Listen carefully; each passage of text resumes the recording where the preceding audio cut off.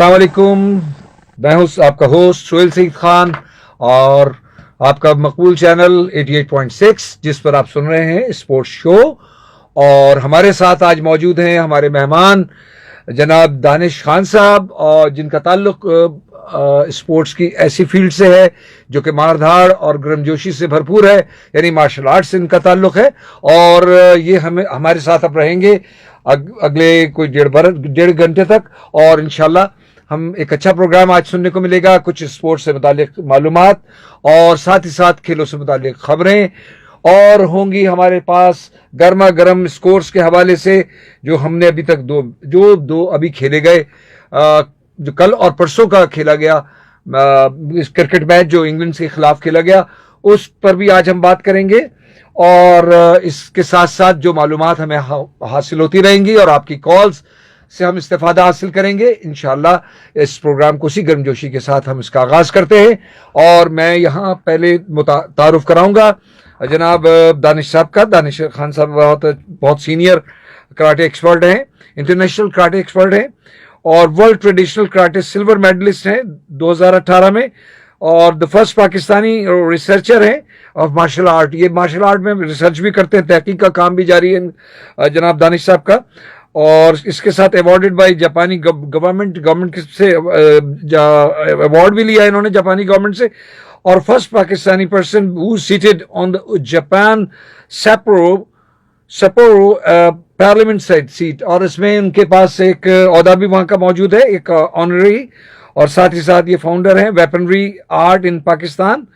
और इंशाल्लाह आज इनसे हम बहुत सारी चीजें, बहुत सारे मालूमात, खास तौर पर उस स्पोर्ट्स के हवाले से जिसको कि आम तौर पर ये लिया जाता है कि ये लड़ाई मार कुटाई वाला सब की सी कोई चीज है, लेकिन ऐसा नहीं है। ये भी बहुत कारामद चीज है अपने दिमाग को कंट्रोल करने के लिए, अपने जिस्म को बनाने के लिए, और बेहतरीन किस्म की एक्सरसाइजेज है। और साथ में इंसान की इसकी बायोमोटर स्किल्स भी डेवलप करते हैं, सांसों का कंट्रोल, हाथ पैरों का कंट्रोल, और सबसे बड़ी बात यह कि अपने दिमाग का कंट्रोल हासिल कर लेते हैं, जिसके बिना पर वो बड़े से बड़े मुश्किल वक्त से निकल जाते हैं। इस तरह हमारे हर बच्चा या बच्ची हो, उनको ये इस खेल में आना चाहिए। और पहले एक जमाने में बड़ा जोर था, और हमारे यहाँ जब ये ब्रूस ली और किंग फू जो मूवीज देखी जाती थी तो देखा जाता था कि यहाँ पर इसका बहुत ज्यादा रिवाज था, बच्चे बहुत ज्यादा इसकी तरफ आते थे, और बहुत अच्छे इसके क्लब्स चल रहे थे, और अब भी बड़े अच्छे क्लब्स हैं। अब भी जनाब दानिश खान साहब बहुत बड़ी तादाद में बच्चों को तरबियत दे रहे हैं, और इंशाल्लाह और भी ये आइंदा आने वाली नस्लों को इससे फायदा पहुंचाएंगे इंशाल्लाह। तो मेरा पहला सवाल जनाब आपसे है कि मार्शल आर्ट के बारे में हम जानना चाहेंगे कि आप अपना एक नजरिया, अपनी एक थ्योरी हमारे सामने, हमारे सामीन को पेश करें ताकि वो सुने और उससे इस्तेफादा हासिल करें। थैंक यू सो मच, आपने मुझे FM 88.6 पे दावत दी। सबसे पहले तो मैं ये बताना चाहूँगा कि मार्शल आर्ट हमारे यहाँ आज के ज़माने में जाना जाता है, जबकि ये रोमन अम्पायर से स्टार्ट हुआ था। तकरीबन 5,000 साल पुराना ये एक आर्ट चलता हुआ आ रहा है, यानी ये कबल मसीह खेल है। कबल मसीह खेल है। और जब ये खेल था तब उस वक्त नाम नहीं था, तब ये एक काम था, एक एक्टिविटी थी, बहुत डेडली एक्टिविटी की तरफ ये चला गया था। लेकिन जब सिविलाइजेशन, आप देखेंगे जितना जमाना आगे आता था तो सिविलाइजेशन भी बढ़ती रही, लोग चीजों को सीखते थे, करते थे, लेकिन वो मकसद के तहत करने लगे। खाली जंग एक वजह नहीं है। हमारे यहाँ मार्शल आर्ट को, जैसा भी आपने भी फरमाया कि मार धाड़ मार कुटाई को जो है मार्शल आर्ट समझा जाता है। जी हाँ, जबकि ये सेल्फ कंट्रोल, सेल्फ कॉन्फिडेंस के लिए करवाया जाता है। जी वही मैंने बताया कि ब्रेन कंट्रोल है। बिल्कुल ऐसा ही है। तो जब हम कबीले मसीह में देखेंगे तो वाकई ये जंग थी, और जंग की जो तरीकत थी, प्रैक्टिस थी, वो डिफरेंट थी। जब ये सहाबा इकराम के जमाने में आई तो रोमन अंपायर की कमर तोड़ दी गई, फारिस की कमर तोड़ दी गई। तो इससे ये पता चला कि इतनी बड़ी अंपायर्स को तोड़ने वाले जो अरब के सहाबा इकराम थे, उनके पास ऐसी क्या चीज थी। तो वहां से फिर ये चीज चेंज हुई, और फिर ये चाइना की तरफ सफर हुआ। तो हज़रत साद इब्न अबी वक़ास रज़ी अल्लाह तआला अन्हु, ही द फर्स्ट पर्सन जो चाइना में सफर किया, और उन्होंने वहां पे जाके रेशमी कपड़े की तिजारत की आप अलैहिस्सलाम के कहने पे। और फिर वहां जो मुश्किलात आई तो लोगों को ट्रेन किया, और ही द फर्स्ट पर्सन जो चाइना में जिन्होंने सबसे पहले तोप बनाई, ही द फर्स्ट पर्सन जिन्होंने वहां जाके सिक्योरिटी का निजाम कायम किया था. बहुत हैरान कन मालूमात है आज हमारे सामीन के लिए कि देखिए हमारे यहाँ मुसलमान वहां से गए और उन्होंने ये बेहतरीन किस्म का आर्ट जो है वो उनके जरिए गया.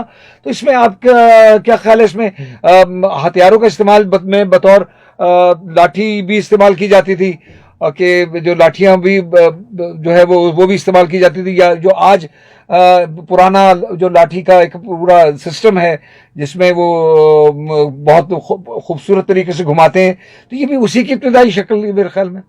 अगर इसको हम एंशिएंट टाइम के अंदर देखेंगे तो ये तमाम जो चीज़ें हैं ये नेचुरल इस्तेमाल की चीज़ें हैं. जी हाँ. हम अगर आज फ्लैट में रहते हैं, बेंगलोर में रहते हैं, तो शायद हमारे यहाँ यूज़ कम हो चुका है. अगर हम गांव देहात में होते तो लकड़ी हमारे पास 24 घंटे होती. हम कोई ना कोई इसका इस्तेमाल कर रहे होते, हमारे पास काश्तकारी के लिए कुछ ऐसे सामान होते. तो जब ये सिविलाइजेशन मार्शल आर्ट की हुई तो ये बेसिकली गांव देहात के लोगों के दरमियान हुई है, शहरों में नहीं हुई है. जितनी बार भी सिविलाइजेशन मार्शल आर्ट की हुई है गांव देहात में हुई है. जी हाँ. चाइना देखेंगे तो वो भी, जापान देखेंगे तो वो भी. और ये वेपन जो है वो बेसिकली एक इंसान की अपनी जरूरत थी जो वो अपने बचाव के लिए इस्तेमाल करने लगा, और अपनी काश्तकारी और अपने इस्तेमाल यानी जो नेचुरल वे है उसकी लाइफ का उसके लिए भी. तो ये बहुत नीड है इसकी मार्शल आर्ट के अंदर. माशाल्लाह. अब हम इजाजत चाहेंगे अपने लाइव नाजरीन से. अब हम आते हैं अपने सामीन की जानिब और हमारा सिलसिला जारी रहेगा. सुनते रहिएगा FM 88.6 स्पोर्ट्स शो. जो है वो क्या है, हमारे यहाँ पाकिस्तान में इसका कोई ऐसा वजूद नहीं था. कभी ऐसा हमने नहीं देखा कि यहाँ पर कोई रिसर्च की गई हो मार्शल आर्ट के हवाले से, खासतौर पर कराटे से. तो क्या मैं इस हवाले से मैं पूछूंगा कि ये रिसर्च है क्या, और हमारे यहाँ इसकी जो इफादियत क्या है, और इसका फायदा आम इंसान और स्पोर्ट्समैन को क्या होगा. ये दो सवाल हैं आपसे, तो शुरू कीजिएगा आप. देखिए, सबसे पहले तो हर एक सेगमेंट का ना कोई थ्योरिकल साइड भी होती है, सिर्फ प्रैक्टिकल नहीं होता. हम अमूमन ये देखते हैं कि हम डॉक्टर बनते हैं, पेपर देते हैं, पास होते हैं. प्रैक्टिकल करने के लिए हमें किसी जूनियर के पास जाके प्रैक्टिस करना पड़ती है. हम प्रैक्टिकल अच्छा जानते हैं, हमारे पास डिग्री नहीं होती, और हम पे थ्योरी के लिए जगह जगह पे जुगाड़ लगा रहे होते हैं. ये हमारा एक माशरे का मसला है. ये मैं स्ट्रेट फॉरवर्ड बात कर रहा हूँ. लेकिन रिसर्च जो है ये एक इतना अहम काम है कि आपको हजारों साल पुरानी दास्तान से आज के ज़माने में जोड़ देगा. उसको जोड़ना इतना आसान काम नहीं है. अच्छा, मार्शल आर्ट में रिसर्च की इंपॉर्टेंस क्यों है? हम ये देखते हैं कि जो मॉडर्न ज़माना है वो स्पोर्ट्स के अंदर आगे बढ़ गया, तरक्की कर ली, और एंशिएंट ज़माना हम ये देखते हैं कि वो ट्रेडिशनल कुछ जो है अपने आगे रखा हुआ है. यानी जदीद टेक्निक्स उसमें जो है रूशनास कराना और तारीखी हवाले से उसको पहले सारा परखना, ये आप मतलब ये उस रिसर्च के राइट. और सेकंड बड़ी इंपॉर्टेंट चीज ये है कि आप जब अपने ट्रेडिशनल को देखते हैं, बैकग्राउंड को देखते हैं, पुरानी रिवायतों को देखते हैं, तो वो स्ट्रॉन्ग भी होती हैं, वो ऑथेंटिक भी होती हैं, और वो एक वे होता है. उसे कॉपी करके आज के जमाने में मॉडर्न का नाम दे दिया जाता है. बेसिकली वो मॉडर्न नहीं होता जी. वो आपको जब पुराना समझ में नहीं आया तो आपने आज के जमाने से बना लिया. बेसिकली ये होता है. हाँ, उसमें ये जरूर है कि स्पोर्ट्स साइंसेज की बड़ी जबरदस्त जो इन्वॉल्वमेंट हुई है तो बहुत सारी चीजों का फायदा भी पहुंचा है. लेकिन जो रिसर्च है वो आपको एंशिएंट टाइम से जोड़ती है. तो ये तो एक फायदा आपको ये होगी कि आप एक पुरानी सदियों पुरानी दास्तान से जुड़ गए. सेकेंड ये कि हमारी जो रिसर्च है पाकिस्तान में उसकी वैल्यू क्यों नहीं थी? उसकी वैल्यू की वजह भी यही थी कि हमारे यहाँ जो है वो लकीर के फकीर है.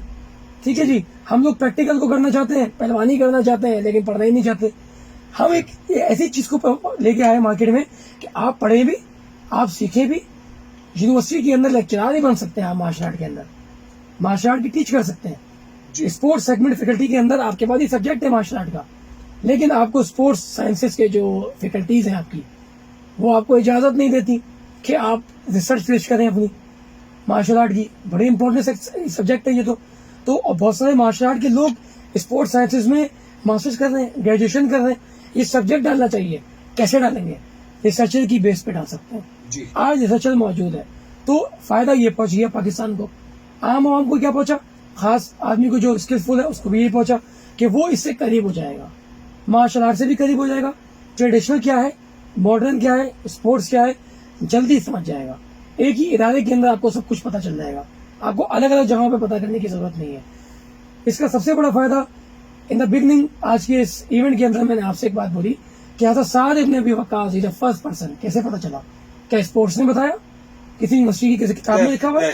ये तहकीक से पता चला. और तहकीक घर बैठ के नहीं होती, تحقیق کے لیے سفر کرنا ہوتا ہے. تو میں نے جگہ جگہ ملکوں جا کے سفر کیا. ہیروشیما کے اندر بم پھینکا, اس سے میرا کوئی تعلق نہیں ہے, لیکن مجھے جا کے پتا کرنا پڑا کہ بھائی وہاں جو بم گرا اس بم میں آج تک مٹی میں اثرات ہیں کہ نہیں, اور وہاں پہ آج بھی لوگ کھاڑے لولے پیدا ہو رہے ہیں, آج بھی پیدا ہو رہے ہیں. اس کو پریکٹیکلی دیکھ کر آیا. معذوری ہے وہاں اس کس بات. پھر ہمارے یہ ایک اور بڑی غلط چیز ڈال دی ہے کہ مارشل آرٹ کا تعلق مہاتما گوتم بدھ سے. سب سے بڑا جھوٹ یہ ہے, مہاتما گوتم بدھ نے ایک خدا کی عبادت کا بولا ہے, اور آپ علیہ السلام صلی اللہ علیہ وسلم کی پوری نقشہ کھینچ کے بتا دیا اپنے گاسپل آف بدھا کے اندر. ہم آج بھی اس بیچارے کو کافر کہتے ہیں, اور ہماری عوام اس کو جو ہے مارشل آرٹ کا بانی کہہ رہی ہے, جبکہ اس بیچارے کا تعلق ہی نہیں ہے مارشل آرٹ سے.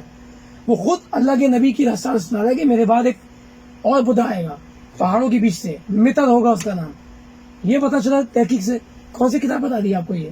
تو تحقیق کوئی چھوٹی چیز نہیں ہے, زمین سے گہرائیوں سے سمندر سے سونا نکال کے لیا. تحقیق تو ہر شعبے میں اور ہر حوالے سے جاری رہنا چاہیے. اس سے آئندہ نسلوں کو بھی فائدہ ہوتا ہے اور بہت سارے دروازے کھلتے ہیں کام کرنے کے, اور کام کرنے میں جدیدیت پیدا ہوتی ہے. آج بھی مارشل آرٹسٹ پاکستان کے جو لوگ ہیں وہ میری ویڈیو سے, میرے چینل بنے میں یوٹیوب پہ, فیس بک ہے, وہ اس سے فائدہ اٹھا رہے ہیں, وہ اس سے نالج لے رہے ہیں, اور ان کو ایسے ایسی باتوں کا پتہ چل رہا ہے جو وہ بیچارے اپنے بچپن سے غلطیاں کرتے ہوئے آ رہے تھے, یہ سوچ کر کہ وہ ٹھیک ہے, تو ان کو بہتری پتہ چل رہی ہے. جی ہاں, جبکہ وہ بالکل غلط تھے. اتنے غلط تھے کہ اگر وہ خدا نہ کرے اس ملک میں جس جگہ کی وہ مارشل آرٹ ہے اگر وہ جا کے پیش کرتے تو لوگ ان پہ ہنستے. آج ان کو پاکستان میں اپنے ہی بھائی کی وجہ سے یہاں بیٹھے بیٹھے بنا خرچ کیے پیسہ, ریسرچ کے ذریعے ساری وہ معلومات مل رہی ہے جو کسی کتاب میں موجود نہیں ہے. تو اس کا مطلب اس کی افادیت بہت اسٹرانگ ہے اور یہ ہمارے معاشرے کو فائدہ دے سکتا ہے. اور میں 2 کام کرنا چاہتا ہوں, اور اس کے لیے مجھے اسپانسر کی بھی سخت ضرورت ہے. ایک یہ کہ میں پاکستان کے اندر مارشل آرٹ کے ریسرچ کونسل, ریسرچ سینٹر کھولنا چاہتا ہوں, چاہے وہ 2 کمرے کا کمرہ کیوں نہ ہو, تاکہ میں ورلڈ کو فیس کر سکوں. سیکنڈ یہ کہ میں اپنی کتاب لکھ رہا ہوں جو کہ سب کے لیے فائدہ مند ہوگی. آپ ہمارے ملک میں پہلے شخص ہیں, اس سے پہلے تو کسی نے نہیں کیا تھا یہاں. اس سے پہلے کسی کو یہ اندازہ ہی نہیں تھا کہ مارشل آرٹ میں بھی ریسرچ ہو سکتی ہے. بڑی بات ہے, بہت بڑی بات. تو پوری دنیا کے اندر, ہر ملک کے اندر میرے لیے ویزا جو ہے وہ کھلا ہوا ہے, اور مجھے جاب اپرچونیٹیز بھی آئی, جاپان میں رہنے کی بھی آئی, یورپ میں بھی آئی, اور میں نے تمام چیزوں کو اگنور کر کے پاکستان میں آگے کام کرنے کی دوبارہ ٹھاننے کی کوشش کی. اور آج بھی ہم اپنی قوم کو غور سے دیکھیں تو ایک دوسرے کو قبول نہیں چاہتی. یعنی ہمیں پاکستان کو بھی اس میں, ہمارے ملک کو بھی فائدہ ہوگا اگر اس ریسرچ کے حوالے سے کوئی ایسا ریسرچ سینٹر اگر آپ کا قائم کیا جائے اور ہم اس پر کام کریں. یہاں پر بہت اچھے اور بھی آپ کے ساتھ ایک پوری ٹیم بنے تو اس اور ریسرچ کے دروازے بھی کھلیں گے, اور دیگر جو ہمارے اسپورٹس کے طالب علم ہیں یا پلیئرز ہیں یا اس کے کوچز ہیں, سینئر پلیئرز ہیں, وہ بھی اس میں شامل ہو سکتے ہیں. بالکل ہو سکتے ہیں. یہ تمام لوگوں کے لیے ایک ریسرچ ہے, اس میں تو جو اپنی خدمات دے گا وہ اور مزید مضبوط کرے گا. بڑی امپورٹنٹ چیز ہے کہ ریسرچ کے ذریعے ہم دوسرے ممالک کے لوگوں کو پاکستان انوائٹ کر سکتے ہیں. جتنے لوگ ہمارے وزٹر آئیں گے پاکستان کی کرنسی پڑ جائے گی. جتنا لوگ وزٹ کریں گے, اپنے ٹکٹ خریدیں گے, پاکستان آئیں گے. مجھے یہ تو آفر ہوئی ہے کہ ہم پاکستان میں ورلڈ چیمپئن شپ کروانا چاہتے ہیں, کیونکہ یہاں پہ روپیز بہت نیچے ہے, ہمارا ڈالر اور یورو ہمیں بہت کم اخراجات میں ان کے بہت بڑا ایونٹ ہو سکتا ہے. اور ساتھ ہی ساتھ ہمارے اس معاشرے میں ایک اسپورٹس کلچر رواج پا سکتا ہے, تاکہ جو یہ ایک دوسرے کو برداشت کرنے کی جو صلاحیت ہے, فزیکلی بھی اسٹرانگ ہو, دماغی طور پر بھی اسٹرانگ ہو, اور ایک دوسرے سے جو کھیل کے ذریعے جو ایک لیسن ملتا ہے کہ جیت اور ہار کا, اب دوسرے اپنی ہار کو ایکسپٹ بھی کرنا اور دوسرے کی جیت کو خوش دلی سے ایکسپٹ کرنا, یہ بڑی ایک اچھی ماحول بن سکتا ہے. کہ اگر اسپورٹس کلچر اگر رواج پا جائے دیکھیں تو معاشرے میں فائدہ ہوگا. ہم یہ سمجھتے ہیں کہ مارشل آرٹ میں اسپورٹس کلچر کا ایک ریسرچ سینٹر کھلنا چاہیے پورا, جس میں مارشل آرٹ بھی ہو, اسپورٹس بھی ہو, تاکہ سب مل کے کام کر سکیں اس کے اندر. اور یہاں پہ میری اور تیری نہ ہو کہ میری ہے تمہاری ہے, تمہاری نہیں میری چلنی چاہیے. یہاں پہ کام ہونا چاہیے. اس کا دیکھیں میں آپ کو ایک اور ریسرچ پیش کرتا ہوں. جب ہم پڑھتے ہیں یوسف علیہ السلام کو تو ہمارے ذہن میں زلیخا کا قصہ آ جاتا ہے. حقیقت میں مارشل آرٹ کے اندر انہوں نے رومن امپائر کا جو زلیخا کے جو شوہر تھا, ہسبینڈ تھا, وہ رومن امپائر کا بہت بڑا مجاہد تھا, لڑنے والا تھا. وہ جب لڑا تو وہ پھر جب اس کو مصر ملا تو اس نے یوسف علیہ السلام کو اپنے سے قریب کیا, اور پھر بچپن سے ہی ٹرین کیا. کیوں ٹرین کیا؟ تاکہ وہ بہترین باتوں میں ماشاء اللہ حکمت کی باتیں کرتے تھے بچپن سے ہی, چھوٹی عمر سے. تو وہ چاہتے تھے ایسے شخص کو آگے لایا جائے جو ان کی حکومت میں ان کو نقصان نہ پہنچنے دے. تو حضرت یوسف علیہ السلام کی بھی ایک مارشل آرٹ ہے جو مصر میں کہیں کھو کے رہ گئی ہے, اور کھوئی ہم جیسے لوگوں کی وجہ سے ہے. जिन्होंने अपने आबा और अजदाद की तरीकत को छोड़ दिया. आज अफ्रीका के अंदर आप देखें तलवार का एक डांस है जो वो आग लगा के करते हैं. कहते हैं कि ये वो डांस है जो यूसुफ अलैहिस्सलाम की मार्शल आर्ट की अक्कासी करती है. लेकिन मार्शल आर्ट खो गई हमसे सदियों पुरानी, क्योंकि यूसुफ अलैहिस्सलाम का किस्सा तो अभी सदियों पुराना किस्सा हो गया. अच्छा, ये जो आपने भी ये तलवार पर आग लगाने वाली बात कही, ये मैंने उसी जो एक खेल हुआ करता था, एक डिस्प्ले होता था, बड़ा खूबसूरत एक मुजाहरा हुआ करता था, एक तरह का जंगी खेलों और 10 लड़ाई के हवाले से गतका जिसे कहते हैं, उसमें भी एक दोनों सिरों पर, एक बड़ी लाठी के दोनों सिरों पर आग लगाई हुई होती थी और वो उसको घुमाते थे सर के गिर्द और चारों तरफ बड़ी जैसे एक अपना हिफाजती दायरा बनाते थे उसे. तो बड़ा खूबसूरत एक बड़ा डिस्प्ले हुआ करता था, बड़ा हम शौक से देखा करते थे. तो ये वही उसी की शक्ल में यहाँ मौजूद है. असल में हमारी ये जो मार्शल आर्ट और जो स्पोर्ट्स है वो दो हिस्सों में बढ़ गया है. ये जो मॉडर्न कहते हैं, मैं मॉडर्न को आज बताऊंगा कि मॉडर्न क्या है. बेसिकली मॉडर्न जो है वो आसानी है. जी हाँ, मॉडर्न का मतलब आसानी है. ये मैं शॉर्ट डेफिनेशन अपने तजुर्बे से, यानी जदीद तरीकों से या जदीद अशिया से अपनी सहूलत पैदा कर ली जाए, अपने लिए आसानियां पैदा कर ली जाए. बिल्कुल. लेकिन स्किल्स जो है वो आसानी से नहीं आते, मुशक्कत से आते हैं. ये अगर आप अपने बड़ों आबा अजदाद को देख लें, हाँ. हमारे घर के बड़ों को, दादाओं को देख लें, दुरुस्त. तो उनकी कदीम मार्शल आर्ट में आपका कहने का मकसद है बहुत मशक्कत थी. अब मशक्कत के बजाय इसमें जदीदियत के अब शॉर्टकट है. हाँ, अब आप शॉर्टकट. जल्दी से इज्जत पाएं और जल्दी से साथ बन जाएं और अपने साथ को डबल क्रॉस कर जाएं.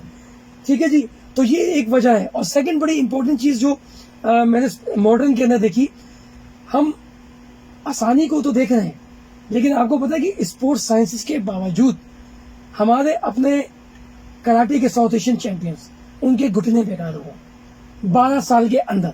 ओहो. क्यों? क्योंकि वो स्पोर्ट्स के जरिए अपने आप को लेके चल रहे थे. स्पोर्ट्स का मतलब क्या है जी हाँ, कि आपने डायरेक्ट स्किल्स जो है वो इवेंट को फैसिलिटेट करने के लिए की है. जी हाँ, development of the body and muscles नहीं, बल्कि development and efficacy of the event, जी हाँ. उस पर आप काम कर रहे हैं कि मेरे इवेंट जो है अच्छा हो जाए. आपके पास 1 साल का टाइम है, आपने 1 साल में डेवलपमेंट करनी है. जल्दी आपने डेवलप किया, बॉडी आपकी क्या हो गई, आपने एक छोटे से बच्चे को जो है जवान आदमी की ट्रेनिंग करा के जवान कर दिया. वो बचपन में बेचारा, उसकी बॉडी जवान नहीं थी, सिर्फ मेंटल जवान तो वो हो गया, बॉडी उसकी बच्चा थी. बॉडी भी प्री मेच्योर थी. और प्री मेच्योर को आपने जब मैच्योर किया तो क्या बर्बादी होगी. जी हाँ. वो 12 साल में क्या, वो 10 साल में भी खराब हो सकता है. और ये सबसे ज्यादा आप देख लें पूरी क्रिकेट टीम को, सबसे ज्यादा इंजरीज आपके स्पोर्ट्स में है. जी हाँ, सबसे इसीलिए स्पोर्ट्स इंजरी के डॉक्टर्स का इस्तेमाल ज्यादा है.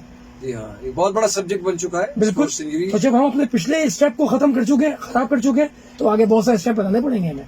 जी और हाँ, नुकसान पैसा खर्च करना पड़ेगा हमें बहुत सारी चीजों में. हमने कुछ चीजें शॉर्टकट के तौर पर गलत वक्त पे और गलत लोगों, गलत तरीके से इस्तेमाल की, जिसके नतीजे में हमें इंजरीज ज्यादा मिल रही हैं. Traditional is a real way. ये कहना चाहते हैं आप? बिल्कुल, traditional is a real way. अच्छा, बुनियादी तौर पर. अच्छा, ये बताइएगा कि पाकिस्तान से बाहर आपकी जो एक रिसर्च पर्सनालिटी है, उसकी अफादियत या वहाँ उनकी आपकी अहमियत क्या है, जहाँ आप वहाँ गए और आपको वहाँ पर उन्होंने वेलकम किया कि पाकिस्तान से पहले शख्स हैं आप, पायनियर हैं यहाँ पर, तो उनकी जो गैर ममालिक के जो बड़े एक्सपर्ट्स थे और रिसर्चर्स थे, तो कैसा उनका वेलकम और कैसा उनका रवैया आपके साथ रहा? देखिए, जब फर्स्ट टाइम मेरा उनसे मीटिंग हुई, तो जब हम पहली बार किसी से मिलते हैं, यकीन सी बात है कि एक अनजान मुलाकात होती है. अनजान मुलाकात में जब उन्हें ये पता चला कि पाकिस्तान से, तो लिटरली ना मुझे यकीन था ना उनको यकीन था कि मैं पाकिस्तान से हूँ. क्योंकि अमूमन ये हमारे ये सोच है ही नहीं कि रिसर्च करनी चाहिए, रिसर्च होनी चाहिए. जब फेस किया उनको तो बड़ी मुश्किलात मुझे उठाना पड़ी. ये बड़ा आसान है कि आज मैं वहाँ पे एक इमेज के साथ उनके सीना मिला के, आंखें मिला के उनसे बात करता हूँ, लेकिन इन द बिगिनिंग मुझे बड़ी मुश्किलात हुई. मुझे हर चीज के अंदर लैंग्वेज बैरियर का इशू आया. चाइनीज, जापानीज, अरबी. अच्छा, अरबी का मतलब क्या है कि जब आप अरब, तो वो अरब को मानते ही नहीं है. अरब की किसी बात को आपकी रिसर्च नहीं मानती है. आप रिसर्च सेंटर जाएंगे तो मैंने वहां पर सबसे पहले अरब और मिस्र को इनिशिएट लिया कि मैं इनकी बात को आगे पहुंचाऊं. और फिर मैंने उनको बहुत बड़ा चैलेंज दिया. जी. मैंने बोला, आपकी रिसर्च कितने साल पुरानी है? कह रहे 1000 साल पुरानी है ओकिनावा की. ठीक है जी. 5000 साल पुरानी है, सॉरी 2000 साल पुरानी है चाइना की. 5000 साल पुरानी है आपकी रोमन एम्पायर की और यूनान की. जी. तो मैंने बोला, मूसा अलैहिस्सलाम के बारे में क्या ख्याल है? एक मुक्का मार के बंदा मार दिया था, फिरौन का कांदा था. वो क्या सीखे हुए थे जो ऐसा मुक्का मार के बंदा ही मर गया? क्या आपको कोई ऐसा बॉक्सर पैदा हुआ आज तक कि जिसने मुक्का मार के बंदा ही मार दिया हो? इतना स्ट्रॉन्ग बंदा कौन था ये? یعنی کہ آپ کی معاشر سے پہلے یہ ہو رہی تھی. حضرت داؤد علیہ السلام کی جنگ فنون چیک کر لیں آپ جا کے, حضرت سلیمان کو جا کے چیک کر لیں, وہ تو خیر انہوں نے انسانوں کو بھی نہیں چھوڑا, جنات کو بھی نہیں چھوڑا تھا. قصہ ہے پورا یہ ان جی کا. ہاں.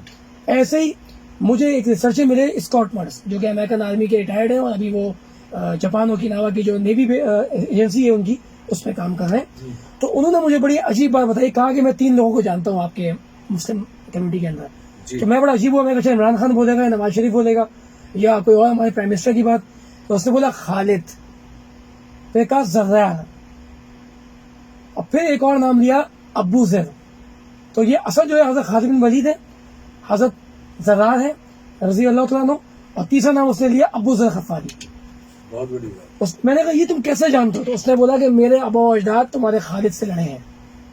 یہ اس وقت سے ریسرچ کر رہے ہیں کہ مسلمان آخر لڑائی میں اتنے مضبوط کیسے, کہ اتنی بڑی بڑی سلطنتوں کو چند گنتی بھر لوگوں نے توڑ کے رکھ دیا.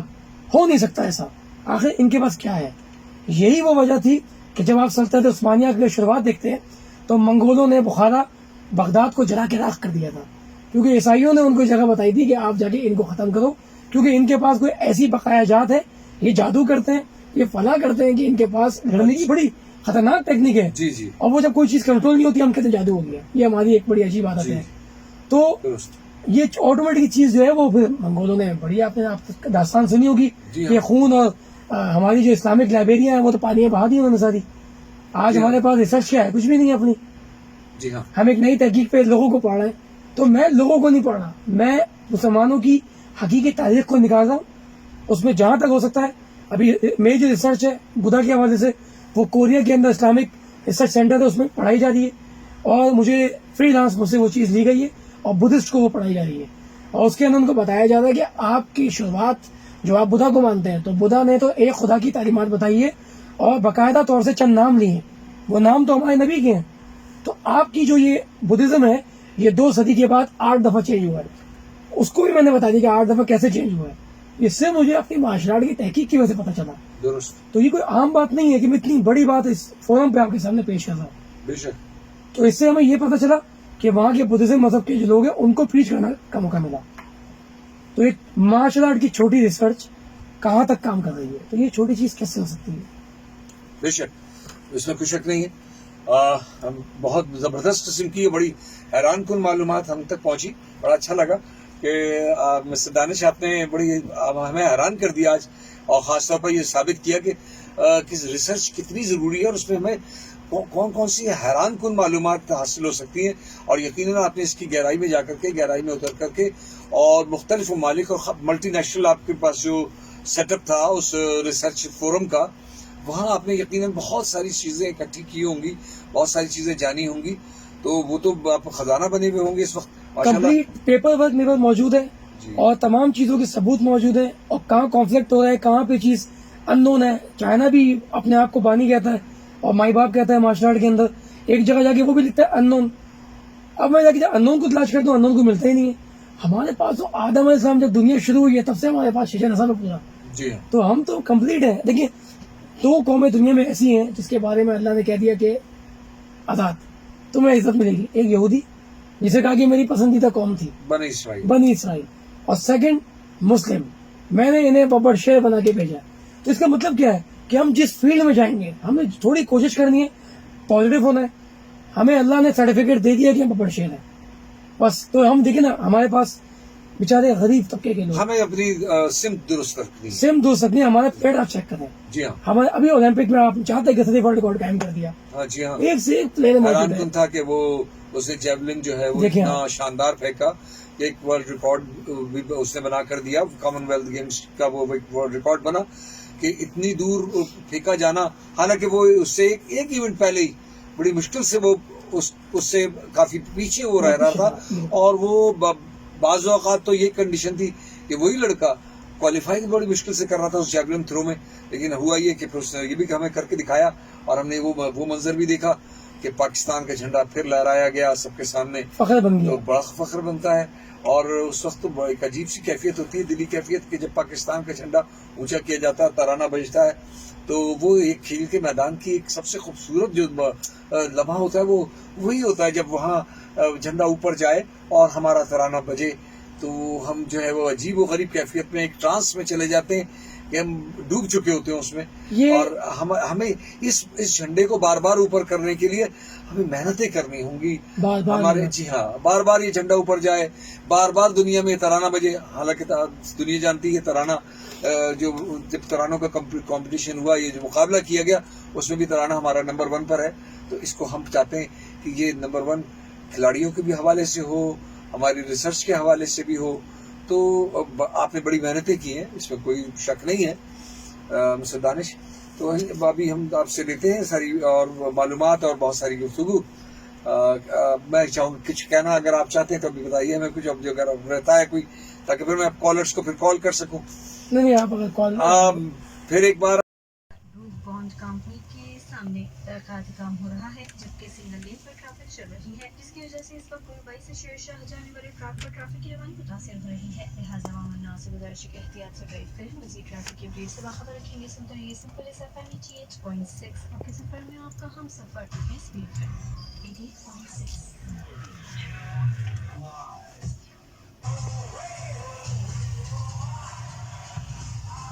پہلے میں یہاں سے لائیو لے کے جاؤں گا, پھر آپ کو اشارہ کر دوں گا. جو اب ہم نے حوالے سے بات کی ہے, تو کیا ہمارے ہاں اس کے کلبز وغیرہ کی حالات کیا ہیں, اور ہمارے ہاں کیا اس پر کام کیا جا رہا ہے, اور انٹرنیشنل لیول پہ ہمارے ہاں کیا پہلے جیسے پلیئر جیسے انعام الحق ہوا کرتے تھے, یا ہمارے ہاں بڑے ناموں کو سنا جاتا تھا, جیسے اشرف تائی صاحب کا اپنا پورا اسکول تھا, ایک پورا سیٹ اپ تھا, جہاں بہت بڑی تعداد میں شام کو بچے پہنچا کرتے تھے. لیکن اب میں نہیں دیکھتا کہ اب کافی سارے کلبز جو ہیں وہ کم ہو گئے, اور وہ تو اس کی وجوہات پہ روشنی ڈالیں آپ, میں آپ سے درخواست کروں گا.